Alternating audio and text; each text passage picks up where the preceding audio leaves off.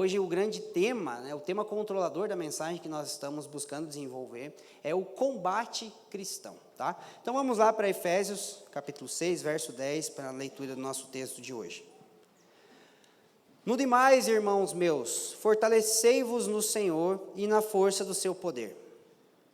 Revesti-vos de toda a armadura de Deus, para que possais estar firmes contra as astutas ciladas do diabo.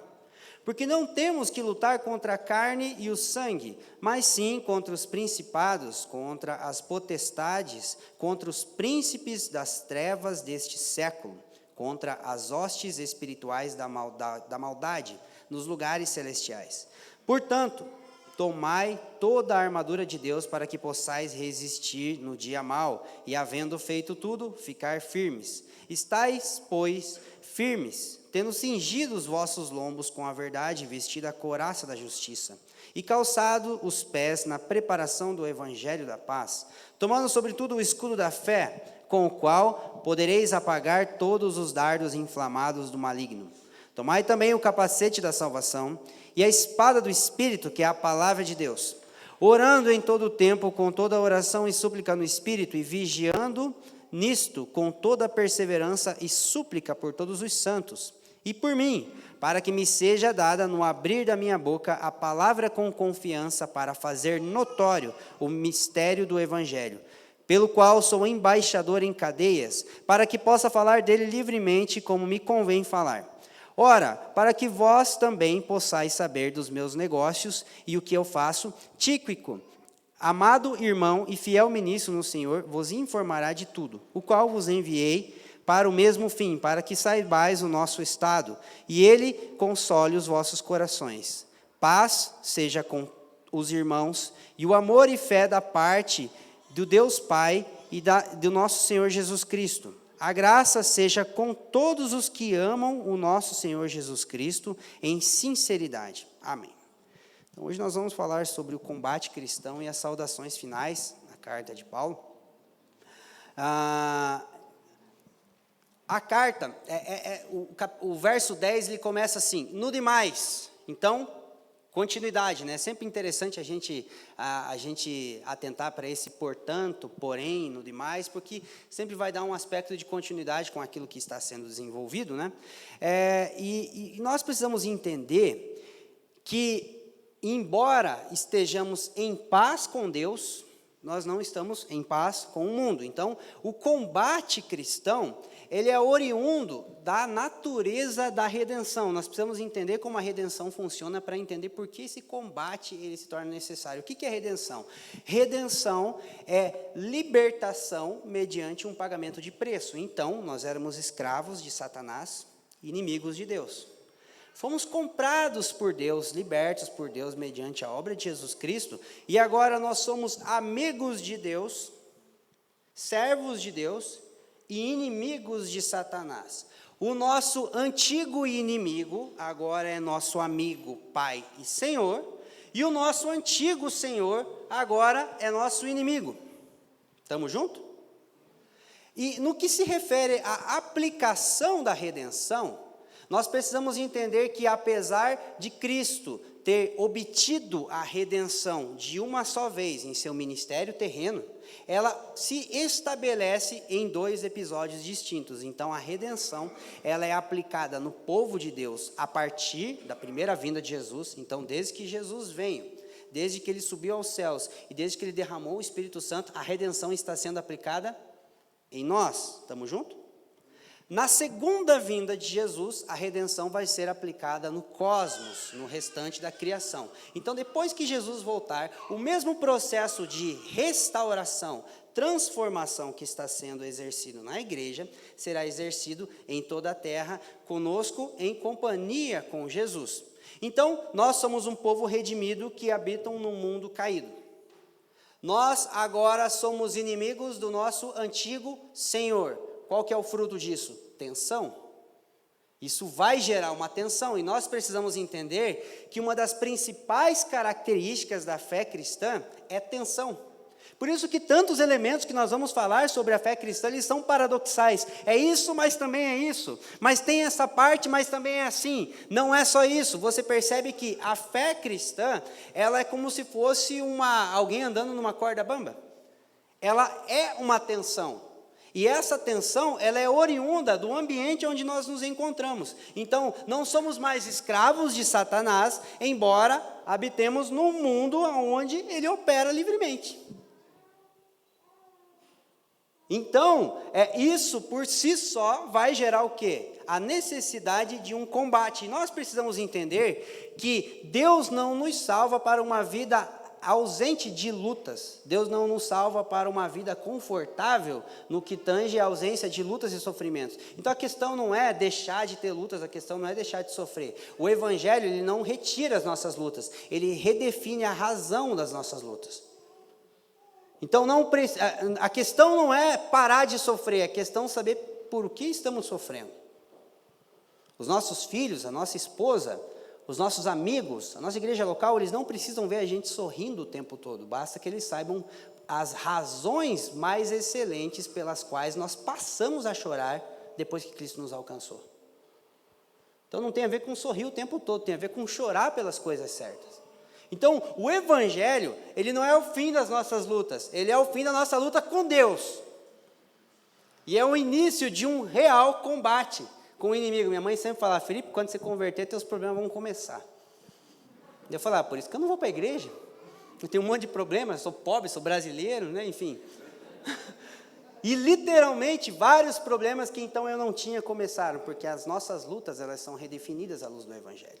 Então o Evangelho redefine as nossas relações com as pessoas e ele redefine as nossas lutas. Os nossos antigos amigos, né? Satanás, o mundo, a carne, agora são nossos inimigos e nós precisamos entender a necessidade desse combate. Estamos juntos?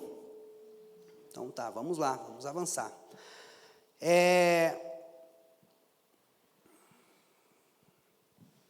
Verso 10. No demais, irmãos meus, fortalecei-vos no Senhor, na força do seu poder. Revesti-vos de toda a armadura de Deus. Então, fortalecei-vos, revesti-vos.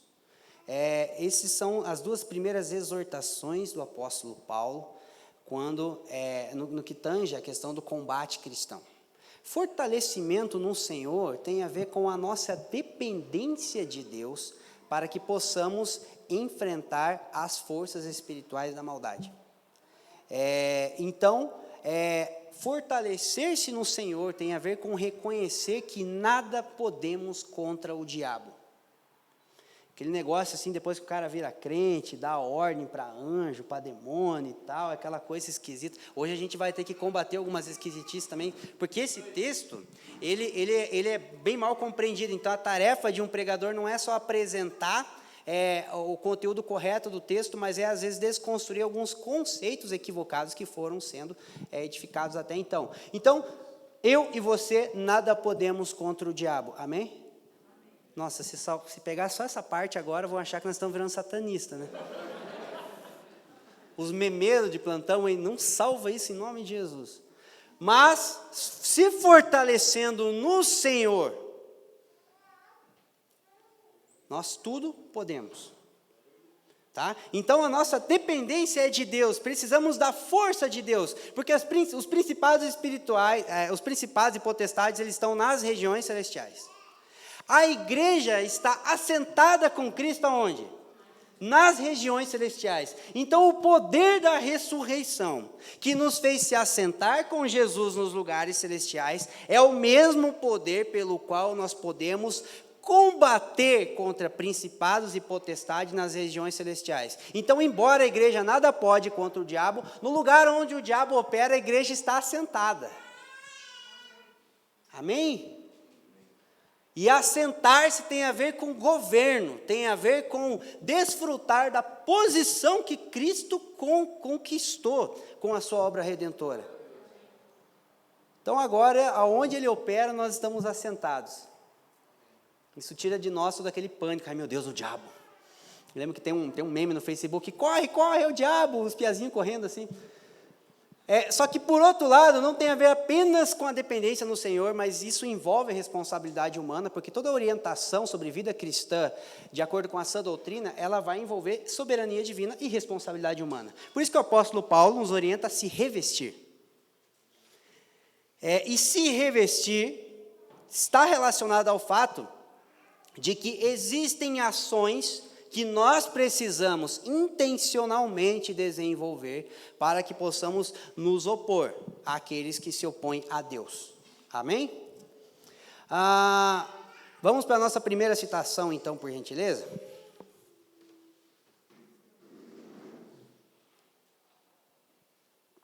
Teologia e café, que maravilha. Reconhecer que precisamos ser fortalecidos no poder de Deus para que possamos resistir às forças do mal, nos livrará da presunção de achar que por nós mesmos temos o poder efetivo contra o mal. Reconhecer que precisamos nos revestir da armadura de Deus, nos livrará do medo e covardia resultante da ideia de que não há nada que podemos fazer a não ser fugir do diabo, porque na própria Bíblia diz que quem foge de quem ali é sujeitai-vos a Deus, resistir ao diabo e ele fugirá de vós, né? Estamos terminando a carta de Efésios falando do diabo, né? Mas a Bíblia fala do diabo, né? E hoje, no desenvolvimento desse sermão, nós vamos ver o quanto é importante nós considerarmos esse aspecto tão importante no drama da redenção.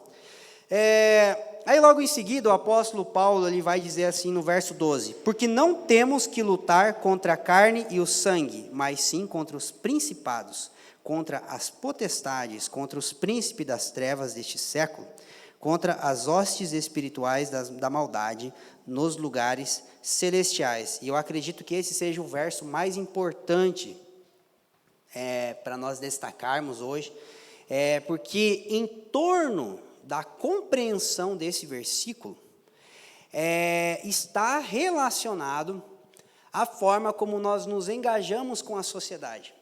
Então, o envolvimento social da igreja, enquanto nova sociedade de Deus, ele depende muito da forma como nós encaramos a nossa batalha contra principados e potestades nas regiões celestiais.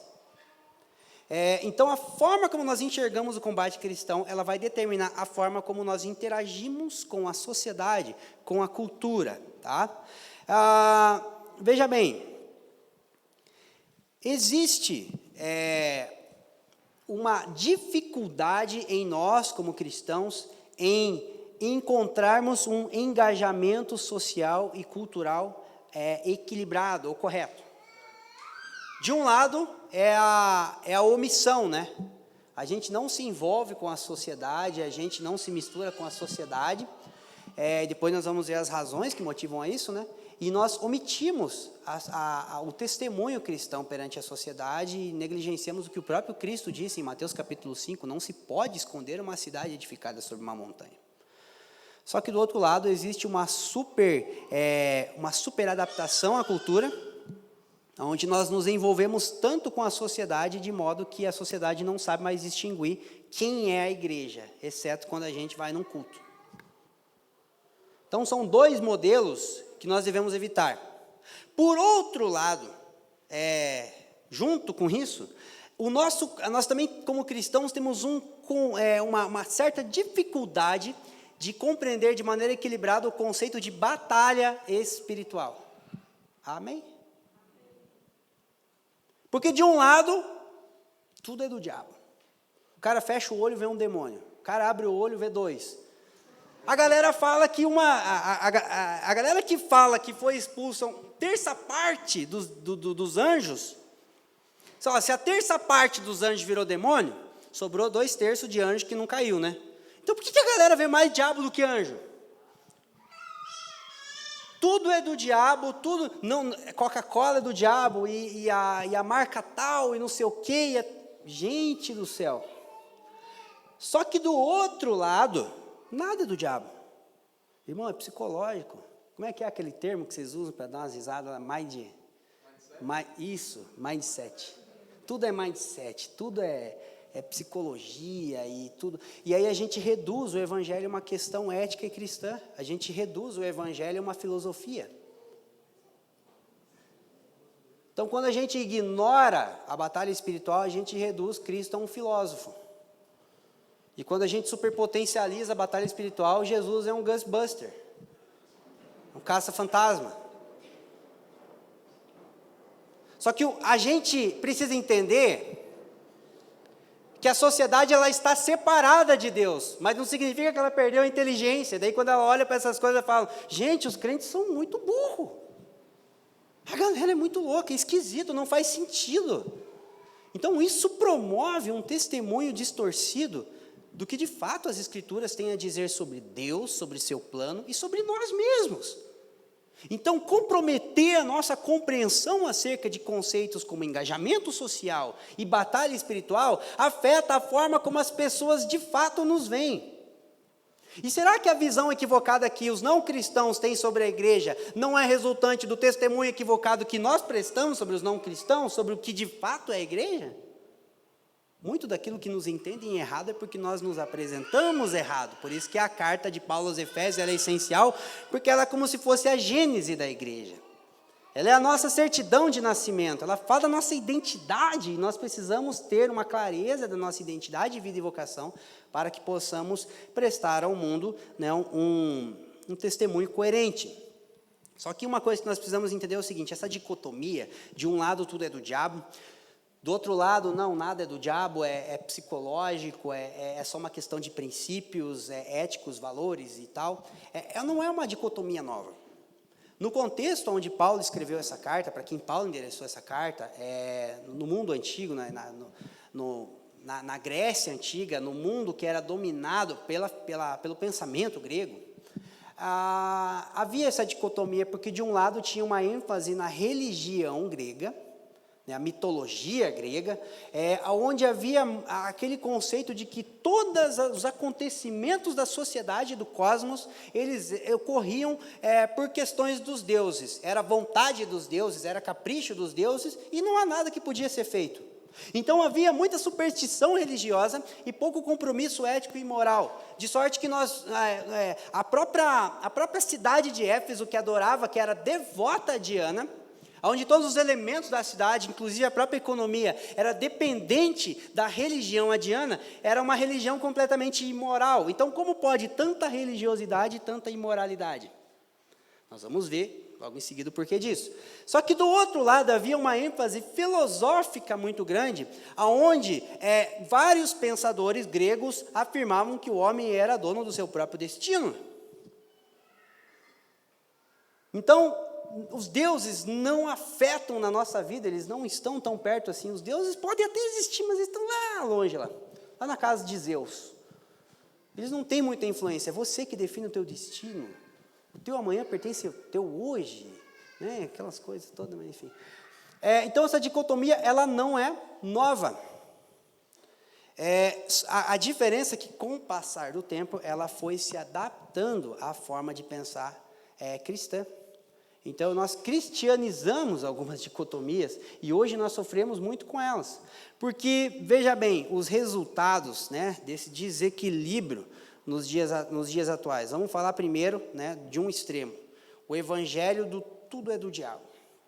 A primeira consequência dessa superpotencialização da ação do inimigo é que ela produz uma moralidade e uma ética fraca. Tem a ver com o que eu acabei de falar. Por quê? Porque a gente chama aquilo que era para ser chamado de falta de caráter, falta de transformação, falta de arrependimento, a gente chama de espírito de engano, espírito de infidelidade, espírito de preguiça, espírito de prostituição. Obviamente que alguns termos desses são citados nas Escrituras, mas, pastor, não é um espírito de preguiça. Então põe a mão na minha cabeça, expulsa. Tem demônio que não sai, irmão. Tem um demônio chamado eu que não sai. Pode ficar na frente do espelho. Sai. O eu não vai sair. O eu só sai se você... Ninguém vai fazer isso, em nome de Jesus. Tá? Então tem demônio que não expulsa. O demônio chamado Adão, não redimido, não se expulsa, ele se crucifica. Então tem coisa que não é o diabo, tem coisa que é falta de vergonha na cara, tem coisa que é falta de caráter, tem coisa que é falta de arrependimento de evangelho em nossas vidas. Ai, meu Deus do céu, eu não consigo ser um marido para a Juliana por causa que o meu avô, ele era polonês, era linha dura e tal, e não fazia muita diferença a forma como ele tratava os cavalos e a minha avó, e enfim. Aí a Juliana olha para mim e fala, se arrependa, você tem Bíblia em casa. Eu falo, nossa, é verdade, não tem demônio aqui, né? É só vir na pregação do pastor Leandro Alves. Está entendendo como é que tem coisas que a gente terceiriza? Não foi, era o diabo. E aí, se o diabo é culpado de tudo, nós não somos responsáveis por nada. Então, onde toda a culpa é do diabo, nenhuma responsabilidade é do homem. E aí tem um pastor muito conhecido na igreja evangélica brasileira, ele é uma grande referência nessa questão de batalha espiritual e cura da alma e tudo mais, porque ele, ao meu ver, é uma das pessoas mais equilibradas, pastor Marcos Souza Borges, o Cote, que mora aqui em Almirante Tamandaré, ele diz assim, quanto ao processo de transformação do cristão, 10% é maldição hereditária, 10% é demônio, e o restante é questão de reeducação. Não é uma fala de alguém que não crê nisso, é uma fala de alguém que ensina sobre isso. Ele fala, cara, um pouquinho é demônio, um pouquinho é maldição, e o restante é metanoia. É evangelho. Glória a Deus pela vida do Cote, amém? Tá, aí tem o outro lado, né? Ah, tá, também tem um outro problema, né? Eu falei da questão moral, da questão ética, mas ele também produz uma interação social irrelevante, e até mesmo absurda, né? Porque eu não vou na faculdade, porque faculdade é do diabo. Se eu for lá, eu vou me desviar. Eu nem voto, porque o governo é do demônio. Só que assim, gente, não existe o diabo encarnado. Calma.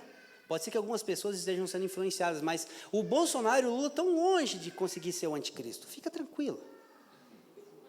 É verdade. Aí a pessoa não aprecia uma obra de arte, não ouve uma música, não assiste nada, não sai de casa, porque tudo é do diabo. Então, e aí o mundo olha para nós e fala, gente, que isso? O Elon Musk podia levar vocês para Marte, então, já que vocês não querem a Terra. Então, é uma moral e ética fraca por conta da questão de transferência de responsabilidade.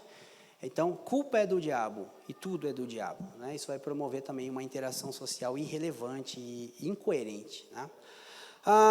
Mas seguindo, do outro lado, nós temos o evangelho da psicologia, que ele produz uma fé completamente humanista. Então, tudo depende de você.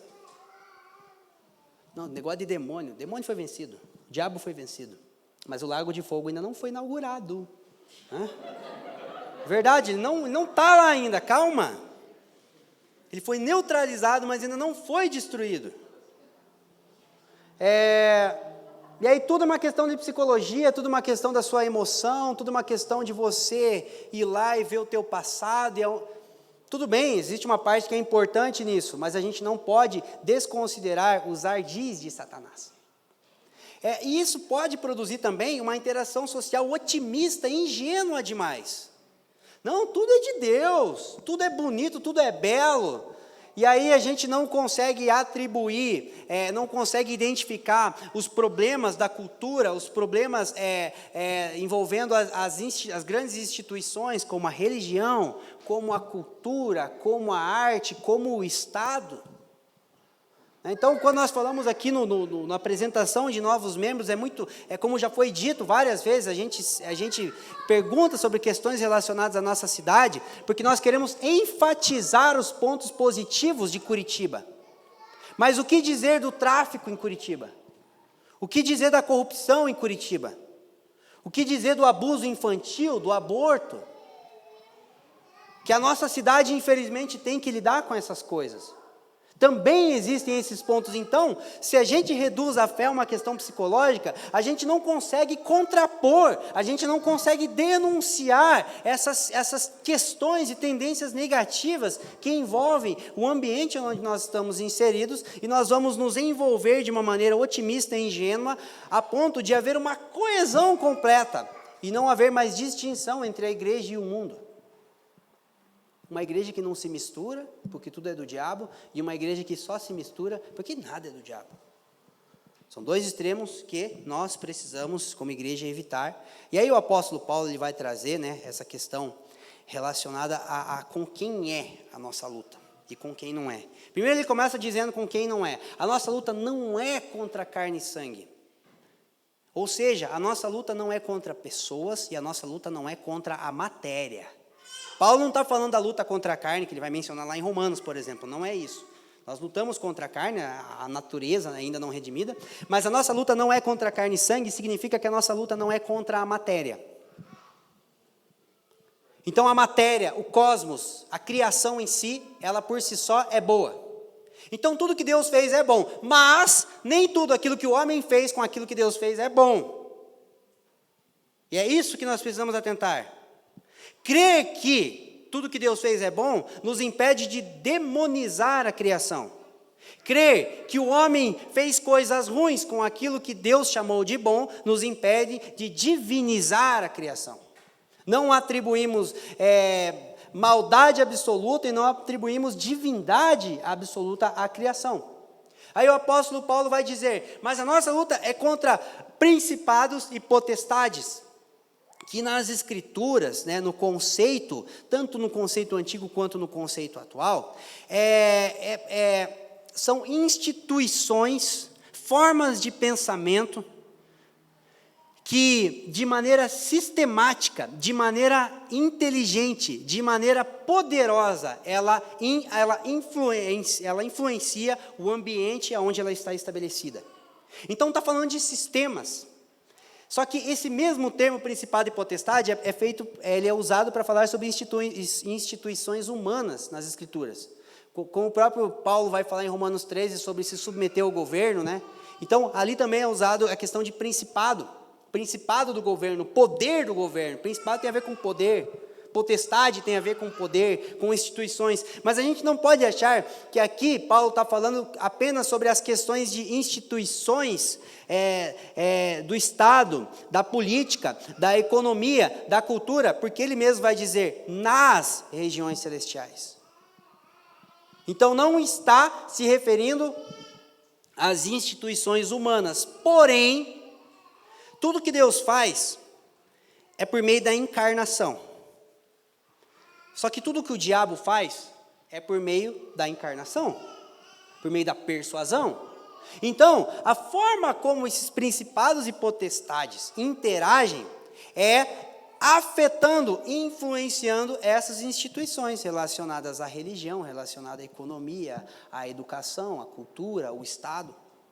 Então, as instituições humanas por si só não são o alvo da nossa luta, mas por estarem sendo influenciadas por principados e potestades, elas passam a ser o alvo da nossa denúncia.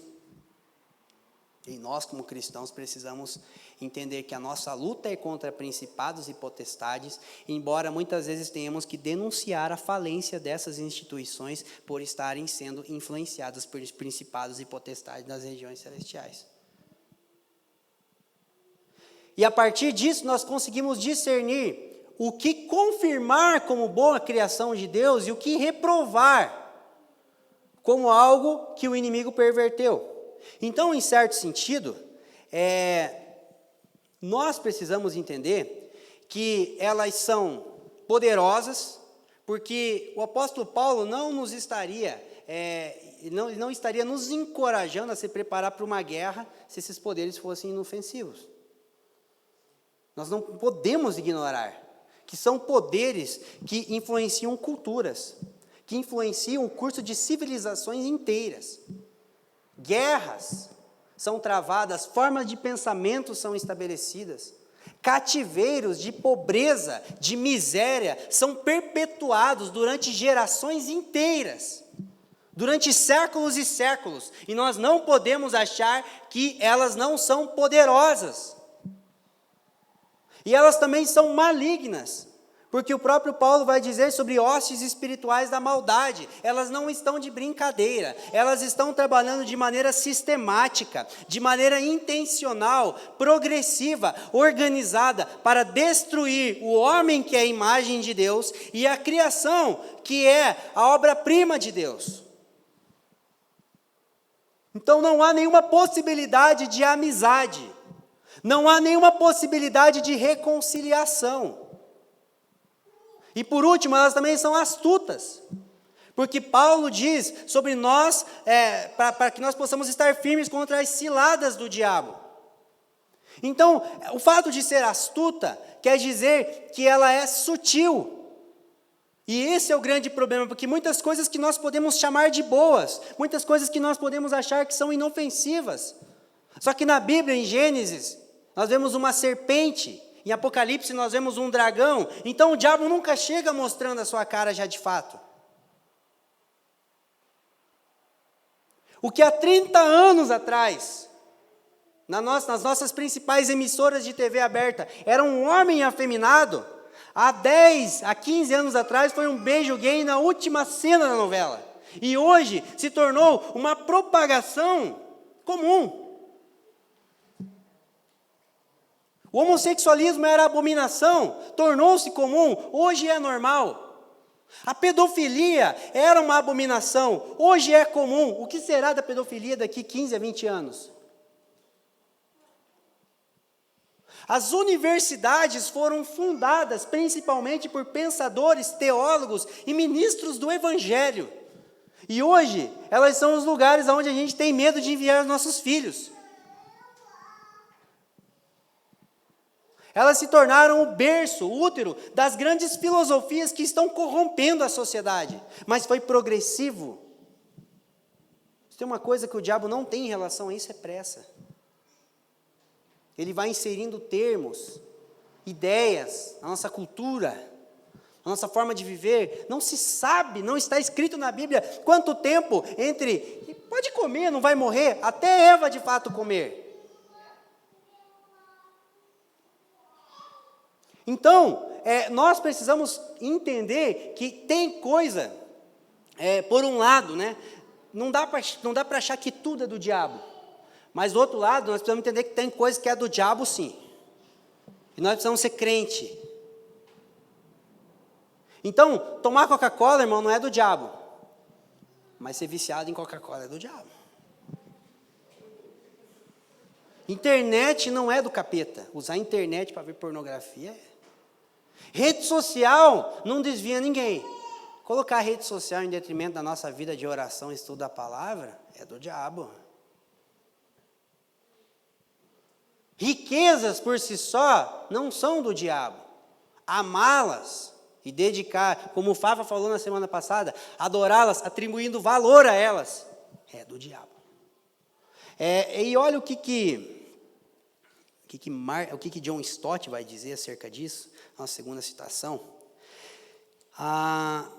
Ele vai falar assim: as ciladas do diabo tomam muitas formas, mas o seu maior êxito em astúcia é quando ele consegue persuadir as pessoas de que ele não existe.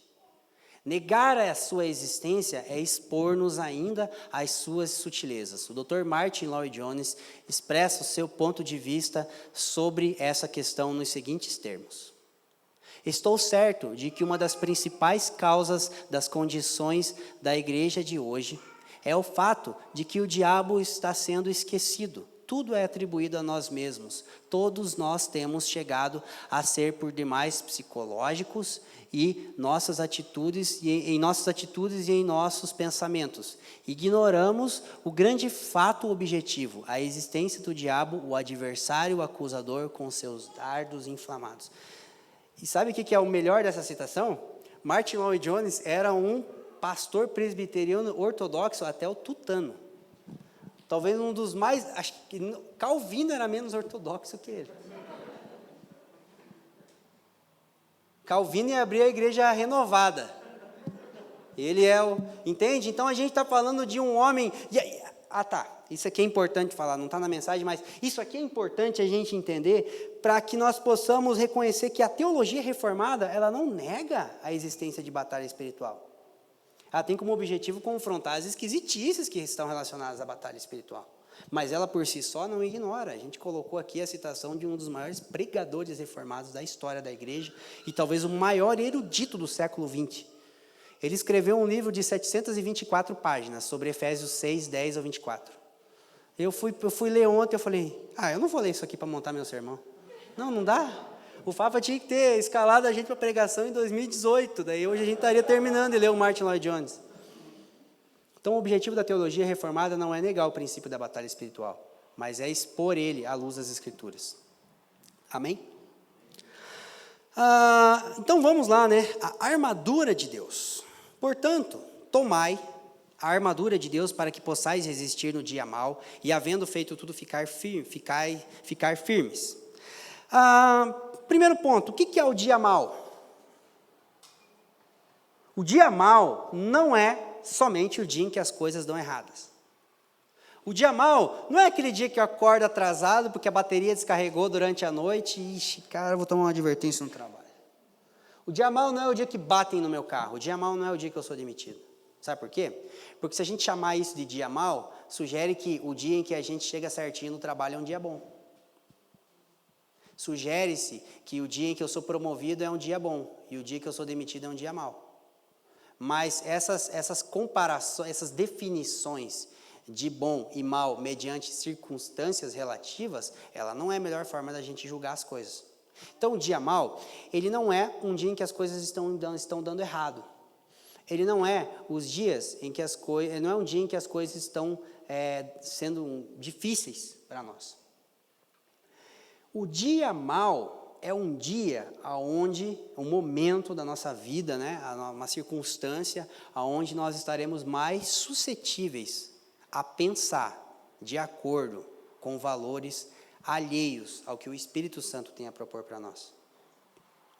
O dia mau é quando nós vamos ser tentados a pensar segundo o príncipe deste mundo e não de acordo com o Espírito Santo. E pode ser que isso ocorra num dos dias mais felizes da sua vida. Está entendendo? Porque senão a gente vai achar que dia mau é quando eu sou demitido do trabalho, que era um trabalho que estava sugando 42 horas do meu dia, não estava tendo tempo para a esposa, para os filhos, para a igreja, e eu sou demitido. É um dia mau. Aí quando eu sou promovido para ganhar R$2.000 a mais, mas eu trabalhava 8 horas, agora eu vou ter que trabalhar 15. Morar a 2 horas da minha comunidade de fé, não vou ver meus filhos, não vou ver minha esposa. Mas eu fui promovido, é um dia bom. Quem sabe o dia mau não foi o dia bom, e o dia bom não foi o dia mau. Está vendo como é que é relativo? Porque nós precisamos entender o seguinte, é que, principalmente nos evangelhos, né, Jesus ele vai falar sobre, vai haver várias histórias de possessão demoníaca, né, o gadareno, aquelas pessoas que ficavam endemoniadas, né, quando Jesus estava perante elas e expulsava esse demônio delas, não somente Jesus, mas os apóstolos. Mas nós precisamos entender que o cristão, a questão não é se a gente fica endemoniado ou não. Porque a gente olha para o gadareno, mas a gente não olha para abre aspas, o endemoniamento de Pedro em Mateus 16. Aonde ele não ficou, Jesus, filho do Deus vivo, mas ele pensou sobre a obra de Jesus de uma forma diabólica, a ponto do amigo dele ter que olhar para ele e dizer, arreda-te, Satanás. Então a questão não é se a gente está encapetado ou não. Será que tem demônio em mim? Ai meu Deus, que medo do pastor orar por mim. Não vou fechar o olho. Porque muitos não estão possessos, mas estão sendo influenciados. E mais, muitos estão expulsando demônios em nome de Jesus, pensando em conformidade com o príncipe deste século. Porque em Mateus capítulo 7, Jesus diz, vocês expulsaram demônios em meu nome, mas vocês praticaram iniquidade. Então, a questão não é apenas se nós conseguimos expulsar demônios em nome de Jesus. E parece que a gente resume todo o conceito de batalha espiritual a isso. Mas muitas vezes nós não atentamos para o fato de que uma das principais batalhas que está sendo travada nesse momento é na nossa mente. É na nossa forma de pensar, de enxergar o mundo, de enxergar as coisas. E é por isso que a gente insiste numa apresentação mais sólida possível, mais transparente, coerente possível do Evangelho, Porque nós sabemos que estão interessados em nossas mentes, na mente dos nossos filhos, das nossas esposas, dos nossos irmãos em Cristo, das nossas famílias. Nós precisamos entender que a mente humana é um lugar onde o inimigo pode sugerir, de maneira sutil, como a gente falou. Então a questão não é se tem demônio ou não, tem uns que tem, né? Daí tem que... leva num lugar separado e a gente vai orar em nome de Jesus. E a gente acredita nessas coisas também, tá? Fica tranquilo. A questão não é essa. A questão é quem está influenciando a nossa forma de pensar. Quem está influenciando a nossa forma de ver. E o dia mau é o dia em que nós vamos ser tentados a pensar em valores que não foi o Espírito Santo que sugeriu para nós. E talvez a melhor forma de Jesus nos proteger é olhar para nós e dizer: arreda-te, Satanás.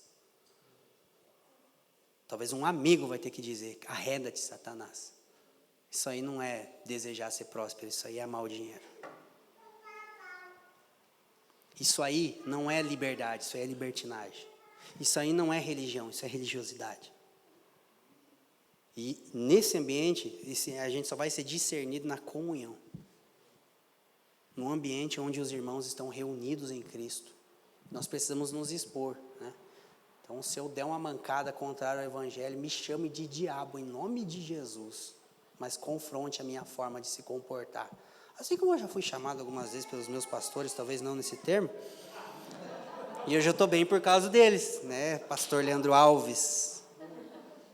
Ele é o que mais tem trabalho com a família Bartoszewski ultimamente. Mas a gente dá trabalho para todo mundo. O Fábio Vieira não fica para trás. Mas, enfim... A armadura de Deus pode significar duas coisas. A armadura que Deus nos dá e a armadura que Deus usa. Porque em Isaías capítulo 59, o profeta diz que Deus se vestiu de uma armadura. Ele se manifestou ali como um guerreiro, né? Pois se vestiu de justiça como de uma couraça e pôs o capacete da salvação na sua cabeça. E por vestidura pôs sobre si veste de vingança, cobriu-se de zelo como um manto. Isaías 59, 17, para quem está anotando. Então, é a armadura que Deus usa e a armadura que Deus nos dá. Então, vamos interpretar das duas formas, né? Sempre bom olhar os dois lados. A armadura que Deus nos dá, ou seja, só podemos ser fortalecidos se Deus nos fortalecer. Amém? A armadura que Deus usa, nós precisamos lutar contra principados e potestades no espírito em que Deus lutaria. E é interessante, depois nós vamos ver que essas características, elas são virtudes. Elas são ações. Couraça da justiça, manto da verdade, escudo da fé. Então não tem a ver com declarações ousadas, gritos, atos esquisitos, coisas desse tipo, sabe? Tipo, pode fazer o ato profético que for. Mas de acordo com o nosso estudo de Efésios, talvez o maior ato profético que nós podemos prestar para uma sociedade é um marido amando uma esposa, a esposa amando o marido. É o pai amando o filho, é o filho honrando o pai. Esse ato profético parece que ninguém quer fazer, né? Porque não é só um momento, é uma vida. Então não tem a ver com ações específicas, tem a ver com se apropriar de virtudes. Um cristão que não está se tornando semelhante a Deus no que se refere ao seu caráter e retidão, nada pode contra o inimigo, ainda que invoque com os mais altos gritos o nome de Jesus. Pode gritar, sai capeta, diabo, Satanás, em nome de Jesus. Se nós não estamos empenhados em nos tornar semelhantes a Jesus, nós nada podemos contra o inimigo, porque a armadura que Deus usa é basicamente a revelação de quem Ele é. É a manifestação da sua justiça, é a manifestação da sua verdade, da sua retidão, do seu zelo. Então, se revestir da armadura de Deus é basicamente se opor a principados e potestades, não mediante a nossa força, tá? Mas é como Deus lutaria, como Deus iria se opor. E é interessante também considerar que o foco de Paulo aqui não é na ação do diabo. Porque hoje em dia tem aquela ideia de que, cara, parece que quer saber até o Facebook que o diabo usa. Nome, o que faz, aonde... Não estou, de certa forma, descartando pessoas que foram levantadas por Deus para trazer mais clareza sobre esse assunto. A questão é de Paulo aqui em Efésios capítulo 6, ela não está focada na forma como o diabo age, mas na forma como o cristão reage. Então, no que se refere à batalha espiritual, mais importante do que entender como o diabo age, é entender como um cristão reage às suas investidas. Porque às vezes a gente quer saber de tudo que o diabo faz e pode fazer. Onde ele vai, onde ele almoça, com quem ele não almoça, e assim por diante. Mas qual é a posição do cristão? O que cabe a nós em relação à forma como nós devemos nos posicionar? Então não tem a ver como ele age, tem a ver como nós devemos reagir. Isso em primeiro lugar. Depois nós vamos pensar como ele age. Amém? E aí ele vai prosseguir, né? Cingir-se com o cinto da verdade.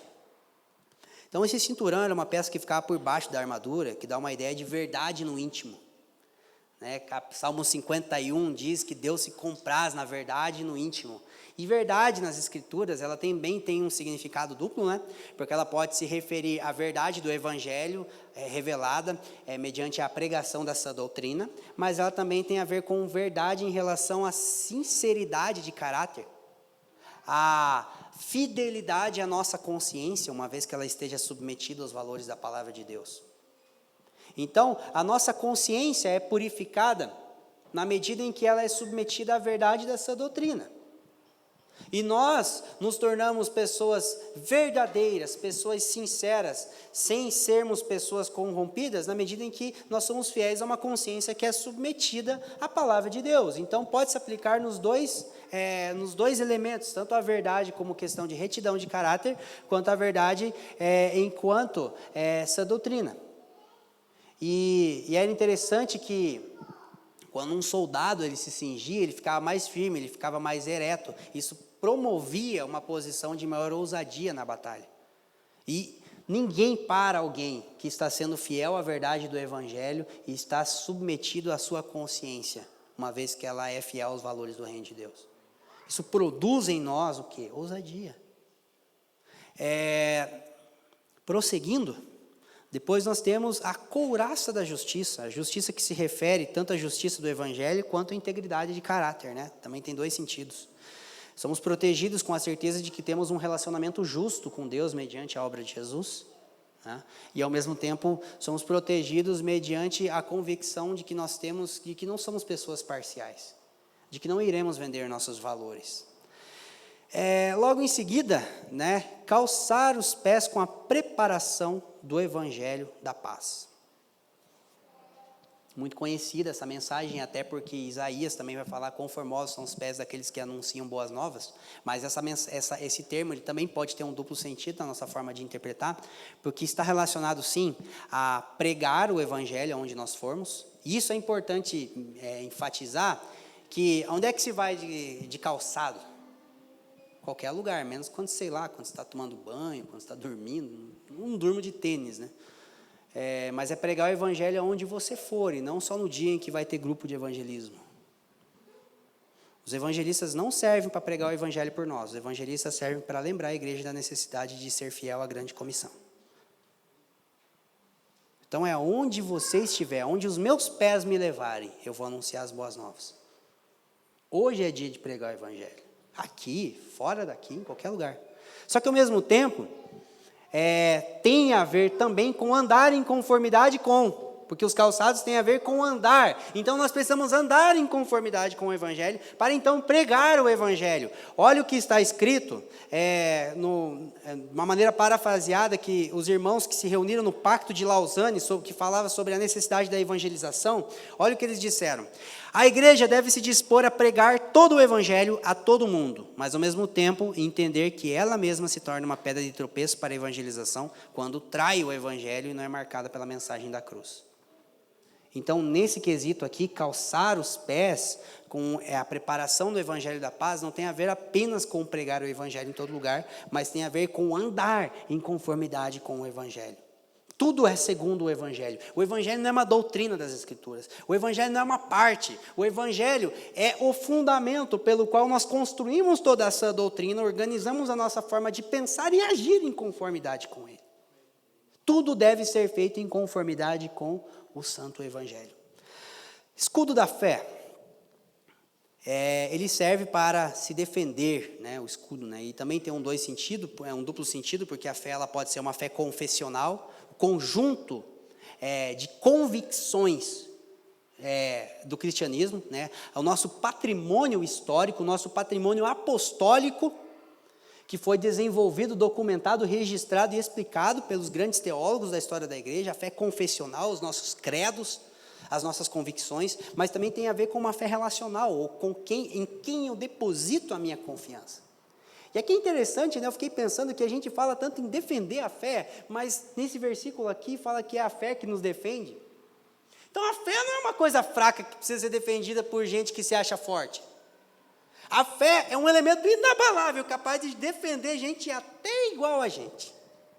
Então a fé não precisa ser defendida. Nós precisamos que ela nos defenda. Meu Deus, estão falando mal da igreja, e Jesus, e o mundo vai acabar. Não, irmão, calma. A gente tem que se apegar no que está de pé e não tentar segurar o que está caindo. Mas o Burger King e a Porta do Fundo, tudo bem, a gente precisa dar a nossa opinião em relação, mas a fé não precisa ser defendida, nós precisamos usar a fé que temos para que ela nos defenda. E pessoas que são defendidas pela fé têm uma medida certa de denúncia e de anúncio ao mundo. Vai ser equilibrado, uma vez que essa fé nos defenda. Prosseguimos. Capacete da salvação. Esse aqui é muito importante para que nós possamos entender qual é o nosso papel em relação ao combate cristão, porque o capacete servia para proteger a cabeça, está relacionado à mentalidade, está relacionado à forma de pensar, à forma de ver as coisas. É muito importante que nós travemos o combate cristão tendo em mente que já somos salvos. Então a gente não vai ser salvo se vencer o diabo, irmão. Amém? Pois de nenhuma forma, aliás, porque da mesma forma que a salvação ela não é pelas obras, ela também não é pela luta. Então, o soldado cristão, o combate cristão é travado à luz de que nós já fomos salvos. O capacete da salvação protege a nossa forma de pensar. Eu encaro o mundo, eu encaro a vida, à luz de alguém que já não mais precisa se salvar. Então, vamos para a nossa 7ª citação, por gentileza, que eu acho que muitas vezes a gente, talvez não aqui, mas em vários outros contextos, eu já pude ver aquela ideia de que, tipo assim, parece que o diabo ainda tem poder de destruir a igreja, cara. Gente, não, mas o diabo, não, calma. A igreja vai acabar quando Jesus sair do trono. A igreja é para sempre, amém? Embora as investidas do império das trevas possam afetar o desenvolvimento da aplicação da salvação nos cristãos, retardar e macular a pregação do testemunho do evangelho, ela jamais poderá comprometer a salvação daqueles cuja vida está oculta em Cristo. Tal fato nos intima a olhar o mundo com uma perspectiva de alguém que já foi salvo e por isso pode combater com segurança. E não mais pela ótica de alguém que será salvo caso vença o combate, caso vença mediante o desempenho no combate. Ou seja, nós não somos salvos pelo combate, nós fomos salvos para o combate. Nós não somos salvos pela nossa luta, nós somos salvos para que travemos a nossa luta, então. Amém? A espada do Espírito, que é a palavra de Deus, em nome de Jesus, não é esse livro aqui, embora é um livro muito importante, mas o livro em si não é a espada. Tipo, tira a tua espada, põe tua espada. É um fato curioso, mas eu tinha 13 anos de idade, e eu não era cristão, me converti com 16. O primeiro cigarro de maconha que eu fui fumar, eu peguei uma folha da Bíblia. Só que eu não queria pecar contra Deus, aí eu peguei aquela folha do meio, que fica entre Mateus e Malaquias. Porque eu achava que se eu não pegasse aquela, era mais leve o problema. Não, porque é a espada de Deus, eu não posso. Daí eu fumei um baseado com aquela folha do meio ali. Eu não sei se até agora acharam se está faltando uma folha ou não. Tamanha é a nossa esquisitice. Porque o livro em si de nada vale. Porque é a espada no Espírito. E essa espada, talvez de todos os elementos da armadura do cristão, ela é a única que ela pode ser ofensiva quanto defensiva. Porque ela é ofensiva na medida em que você prega o Evangelho, na medida em que você instrui pessoas. A pregação do Evangelho, o ensino das Escrituras, ele dá olhos, ele dá vista aos cegos, ele ressuscita os mortos, liberta os cativos. Só que, por outro lado, ela também é defensiva, porque quando Jesus foi tentado no deserto, ele respondeu às tentações de Satanás citando a Bíblia. Não só de pão viverá o homem, adorarás somente um Deus, não tentarás o Senhor teu Deus.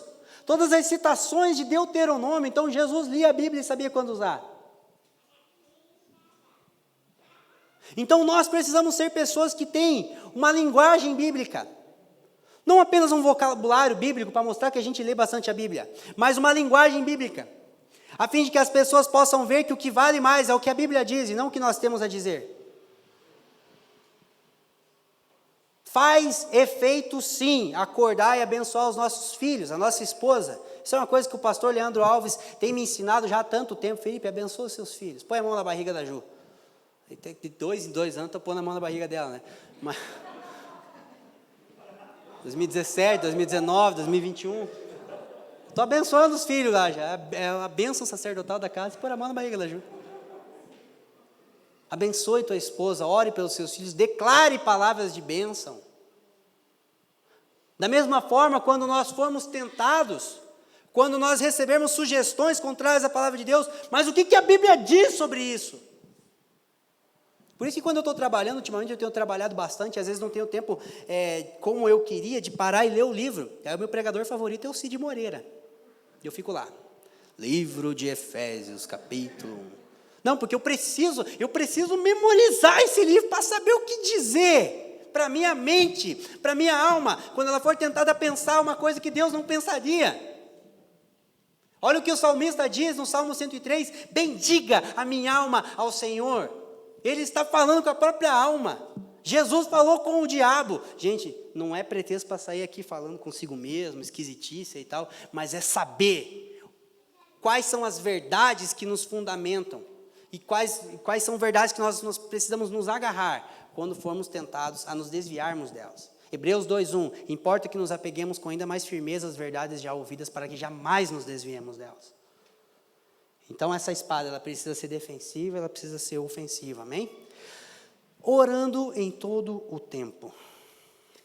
E aí Paulo ele vai trazer 3 aspectos da oração cristã aqui, que está lá, no verso 18, orando em todo o tempo, com toda oração e súplica no Espírito, e vigiando nisso, com toda perseverança e súplica por todos os santos, e por mim, para que me seja dado abrir a boca, a palavra com confiança e fazer notório o mistério de Cristo. A oração em todo o tempo, ela é um sinal de dependência. A oração, ela faz com que a boa teologia transite da mente para o coração e do coração para a prática. Não pegue esse conselho que eu estou dando agora como algo isolado, mas às vezes o que vai mudar a nossa forma de enxergar o mundo e o que vai mudar as nossas práticas não é ler mais um livro, é orar mais sobre aquilo que a gente já aprendeu. Qual que é a próxima mensagem do domingo que vem? Quem que é o próximo pregador que eu vou ouvir no YouTube? Qual que é o próximo livro? Calma. Nós precisamos ser aprendizes de teologia e não consumidores de literatura. É diferente. Ontem mesmo, eu fiquei a semana toda, bem corrido, não estava conseguindo parar o tempo que eu queria para preparar o sermão, daí, vou trabalhar a semana inteira, até mais tarde, mas sabadão é para isso. A hora que eu fui parar para ter aquele tempo assim de preparar melhor, eu lembrei de George Miller, e na sua biografia diz que, ele dizia assim, é melhor orar 1 hora e trabalhar 4, do que trabalhar 5 horas. Rende mais, é mais proveitoso. Então nós precisamos entender que a oração precisa ser um elemento que permeia a nossa vida o tempo todo. Separar tempo para orar, mas orar em todo o tempo. E agora, gente, tem máscara. Eu amo a máscara por causa disso. Dá para orar na fila do mercado, dá para orar no carro, porque antigamente a galera está falando sozinho, ele já é meio esquisito, Não, agora de máscara dá para orar. Abençoa essa mulher que está aqui no caixa. Deus tem uma palavra que eu possa falar com ela, em nome de Jesus. A gente fica orando o dia inteiro. A oração em todo tempo, ela é um sinal de dependência. A oração por todos os santos é um sinal de visão ampla. Porque no combate nós temos a tendência de olhar só para nós mesmos. Por isso que nós precisamos orar por todos os santos. Porque às vezes o dia mal, ele pode ser um elemento para potencializar o nosso egoísmo. Não, porque, Fafa, você não sabe o que é trabalhar tanto tempo, mas você não sabe o que é isso. Você não, calma. Calma, irmão. Pedro já disse que as vossas tribulações estão se cumprindo em toda a irmandade, em toda a terra. Orar por todos os santos nos lembra de que a gente não está sozinho na luta. O problema não é só com você. Nos livra desse egoísmo. E nos ajuda a entender que enquanto nova sociedade de Deus, né, enquanto família, enquanto um povo coletivo, um homem coletivo, nós precisamos nos preocupar também com as lutas dos nossos irmãos, carregar as cargas uns dos outros. Tanto que uma das evidências de perceber que alguém está amadurecendo ou não no processo de discipulado, eu vou dar a dica, mas daí próximo momento de discipulado, daí o irmão já vai chegar com a dica dada, daí vai ter que demorar mais um pouquinho para praticar, para não parecer que foi só porque eu falei agora. Mas às vezes o cara chega e fala, você vai ter um tempo com a pessoa ali, aquele tempo mais intencional, né, voltado para o desenvolvimento espiritual dela, que ela fala dela, e meus problemas, e minhas lutas, e isso, e aquilo, e tal, e minha vida com Deus, e minha vida com a esposa, e isso. Mas de repente o irmão chega e fala, como é que está fulano? E ciclano, faz tanto tempo que eu não vejo ele nas reuniões, está tudo bem com ele, não está podendo ir só por causa da questão da inscrição, ou ele está bem? Sabe, você chegar e se importar com os outros, não é só a tua vida devocional, não é só a tua vida financeira, não é só a tua luta no trabalho. É a tutoria que você tem sobre o seu irmão. Isso vai ampliar nossas visões e vai nos livrar de olhar só para o nosso próprio ego, enquanto estamos inseridos num combate que não é fácil, mas que já está vencido, em nome de Jesus. E por último, né, a oração como um sinal de humildade, a oração pela pregação do Evangelho. Gente, eu fiquei emocionado quando eu prestei atenção nisso, porque parece não, Paulo, depois de pregar, depois de ensinar, depois de deixar um dos registros mais sublimes da história da igreja, da apresentação do Evangelho, ele pede oração. Ora por mim, irmão. Ele não pediu palmas, ele pediu oração. Um dos documentos mais profundos da história da igreja, e o próprio apóstolo Paulo, depois de dizer tudo isso, orem por mim, para que quando eu abrir a boca, Deus possa tornar conhecido o mistério do Evangelho. Porque se Deus não fazer alguma coisa enquanto eu prego, até isso que eu acabei de escrever para vocês não vai ter sentido.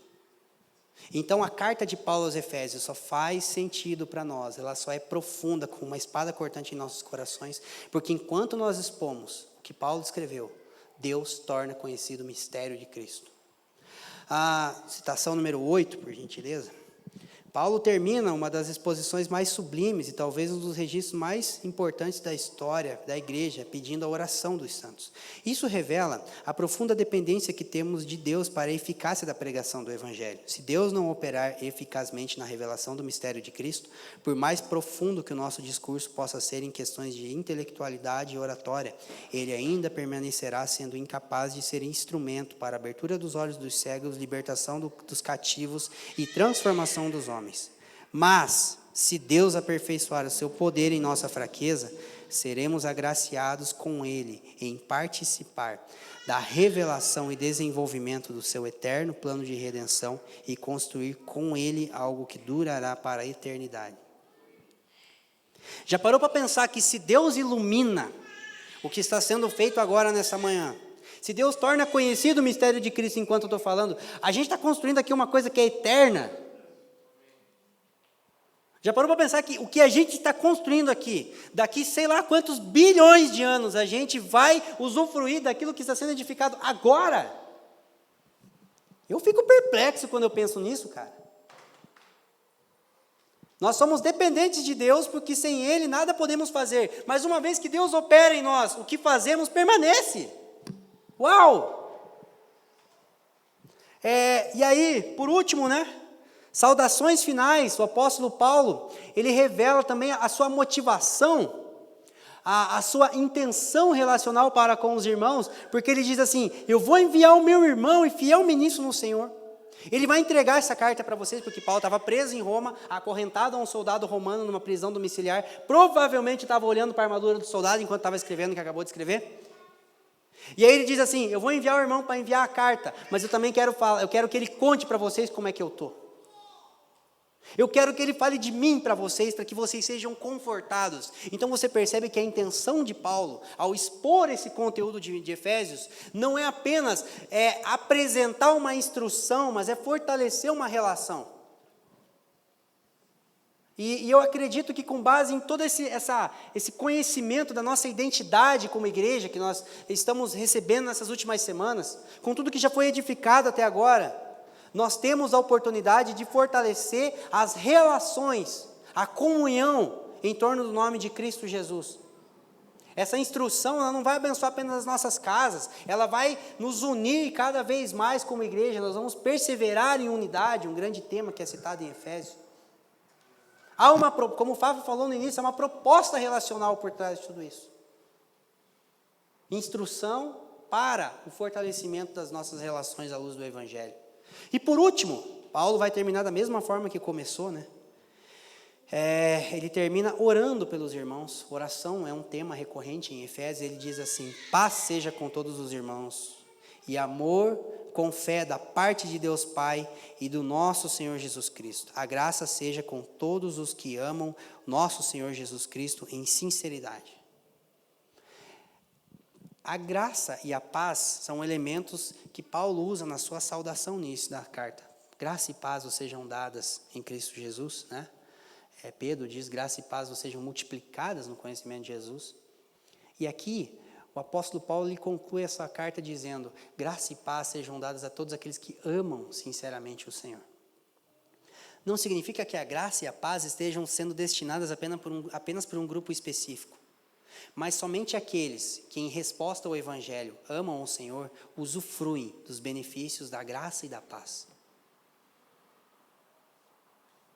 Então, que a luz de todo esse entendimento, a luz de toda essa exposição que foi trabalhada nessas semanas, que o amor de Cristo cresça em nossos corações, conforme Filipenses 1:9, e que na medida em que nós amamos o Senhor e a sua igreja, nós possamos experimentar de paz perene sobre as nossas vidas, de graça abundante, em todas as áreas da nossa vida, uma vez que há uma vida, há um todo, há uma só família, um só corpo, um só espírito. Então, não é apenas um cumprimento, não é apenas uma saudação, é uma bênção, da qual nós que amamos o Senhor, através do seu Espírito, nós podemos desfrutar.